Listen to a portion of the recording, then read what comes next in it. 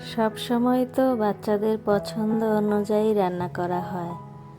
আজকে রান্না করব আমার ইচ্ছা মতো, আর খাওয়াবো বাচ্চাদেরকে সবজি। এর জন্য আজকে নিয়েছি একটা লাউ। তো আসসালামু আলাইকুম, কেমন আছেন সবাই? আমরা আলহামদুলিল্লাহ আল্লাহ তাআলার অশেষ রহমতে ভালো আছি। চলে এলাম নতুন একটি ভিডিওতে।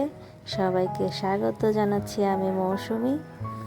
তো এই তো বাচ্চাদের জন্য আজকে লাউ রান্না করব। বাচ্চারা সব সময় মাংস, পোলাও, বিরিয়ানি এগুলো খেতে আবদার করে। তাদের আবদারও পূরণ করি, কিন্তু শাকসবজি তো খেতেই হবে, তাই না? এর জন্য আজকে লাউ রান্না করব। তাই জন্য আমি একটি লাউ নিয়েছি। এটা আমি মাছ দিয়ে রান্না করব, কিন্তু খুব বেশি মাছ দিব না। আমি এখানে একটি মাছের মাথা, লেজ আর একটি টুকরা দিয়ে রান্না করব। মাছগুলো একটু ভেঙে চলে দিব। তো এই তো মশলা কষিয়ে নিচ্ছি। আমরা লাউ অনেক কম মশলা দিয়ে রান্না করি। এই তো মশলা কষানো শেষ। এই পর্যায়ে আমি 3 টুকরো মাছ দিয়ে দিলাম।